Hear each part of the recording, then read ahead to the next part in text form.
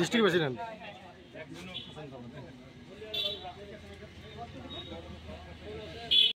মানে হেৰিত আছে আপোনাৰ একদম দায়িত্ব হিচাপে লৈ ল'ব আৰু আজি আৰু কালি লাষ্ট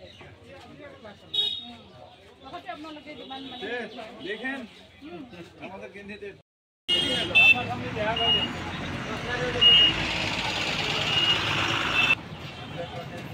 গিরিটা টেকা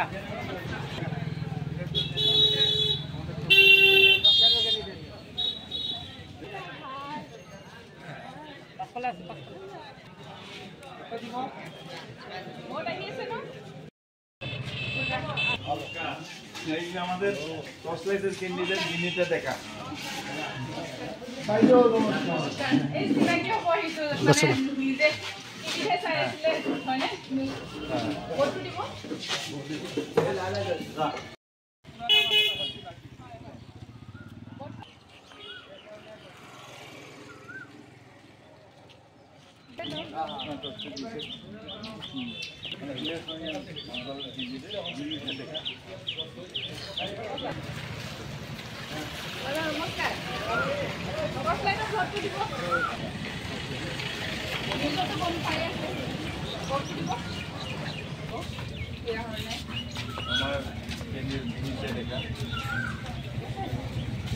নমস্কাৰ ভোট আহি আছে নে ভোটটো দিব টৰ্চ লাইটত আগতে ক'ত দিছিলে টৰ্চ লাইট তেওঁৰ সলনি মই উঠিব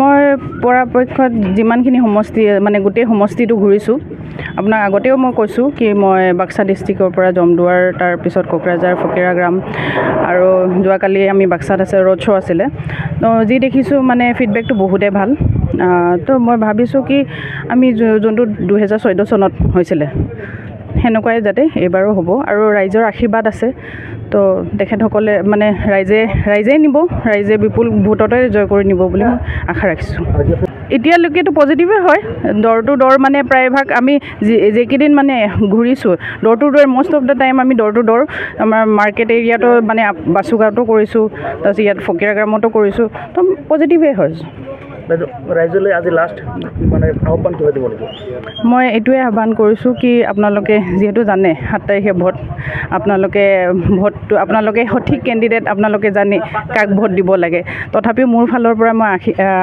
হেৰি কৰিছোঁ ৱেলকাম কৰিছোঁ কি আপোনালোকে 7 তাৰিখে ভোটটো দিয়ে টৰ্চ লাইটত ভোটটো দিয়ে সেইটোৱে আশা কৰিছোঁ যিমান পায় ড'ৰ টু ড'ৰ ঘূৰিব চেষ্টা কৰিছে কিন্তু বৃহত্তৰ সমষ্টি এইটোতো ড'ৰ টু ড'ৰ যিমানে বহুত বাকী থাকি গ'ল আমি যাব পৰা নাই আমাৰ এটা ৰাইজৰ প্ৰতি আহ্বান আছে যাতে ৰাইজে টৰ্চ লাইটক ভোট দি বিপুল ভোটত জয়যুক্ত কৰিব বুলি আমি দেখা পাইছোঁ ৰাইজৰ ফিডবেকটো ঠিকেই আছে আৰু ৰাইজলৈ মানে আমাৰ অনুৰোধো থাকিল আহ্বানো থাকিল যাতে নিজৰ ভৱিষ্যতৰ কথা চিন্তা কৰি নিজৰ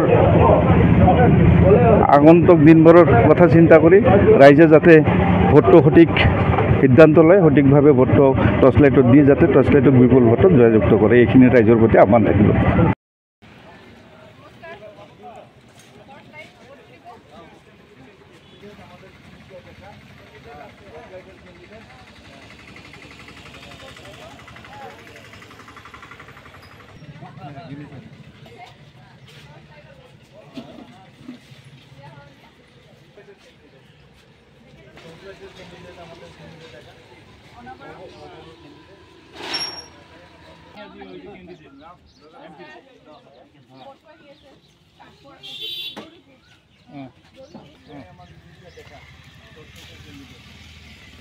মই বিশেষকৈ আজি অন্তিম দিনত মই 3খন বজাৰতে মই কাৰ্যসূচী ৰাখিছোঁ কাৰণ কিয় যেহেতু দোকানীসকলে বা ব্যৱসায়ীসকলে সভা সমিতি পাতিলে তেওঁলোকে যোৱাৰ সুযোগটো নাথাকে ইমান ডাঙৰ নেতাই নাহক কিয় এওঁলোকে দোকান বন্ধ কৰি মিটিং শুনিবলৈ যাব নোৱাৰে আৰু সেইকাৰণে মই 2011 চনৰ পৰা এনেকুৱাকৈ মই মাত লগাই আহোঁ দোকানীসকলক ব্যৱসায়ীসকলক আৰু এইকেইদিন শ্ৰীৰামপুৰতে হওক বা বাচুগাঁৱতে হওক বা কোকৰাঝাৰতে হওক বা আজিও কোকৰাঝাৰত মানুহৰ লিপছ দেখিলে গম পাওঁ আমি আৰু সকলো মুখে মুখে এটা কথা যে যিহেতু আমি শান্তিৰ পিনে চাই পেলাই ভোট প্ৰদান কৰিম বুলি কৈছিলে।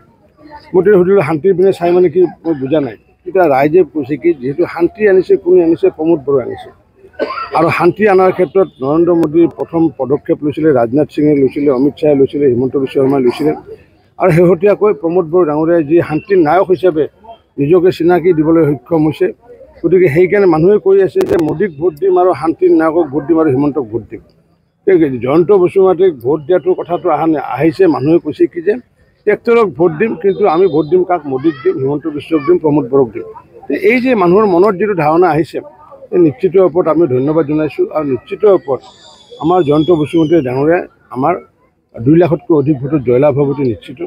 মই এইকাৰণে আহিছোঁ যে মানুহৰ কনফিউজন আছে যে ভোটটো যিটো পদুম ফুল বিজেপিৰ, আমি যে পদুম ফুল মানে যে ট্ৰেক্টৰ মানে যে পদুম ফুল, সেই কথাষাৰ দোকানে দোকানে কোৱাৰ কাৰণে আহিছোঁ।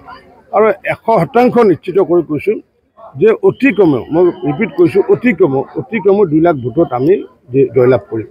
বিজেপিয়ে কৈছে তেওঁলোকে 60% বড়ো ভোটাৰৰ ভোট পাব। তেওঁলোকে 60% বড়ো ভোটাৰ যদি পায়, এতিয়া UPPLক আমি সুধিছোঁ, UPPLে কৈ আছে 70% বড়ো ভোটাৰ ভোট পাম বুলি কৈছে।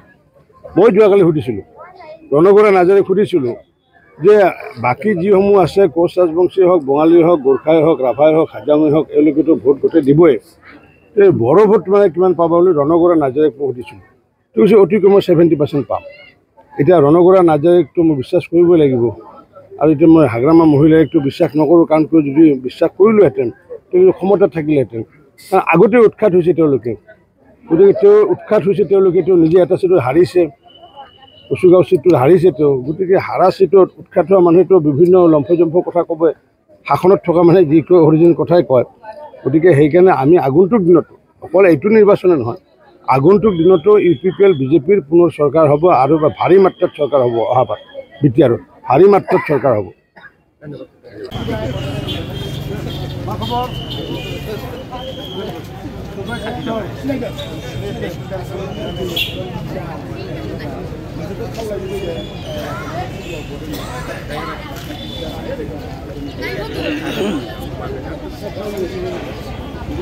দোকান কৰা আমাৰ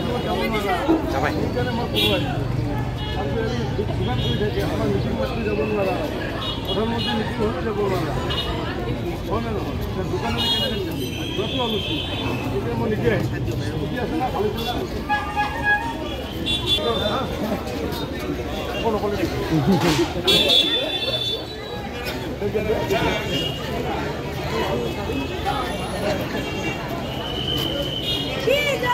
জিন্দাবাদ।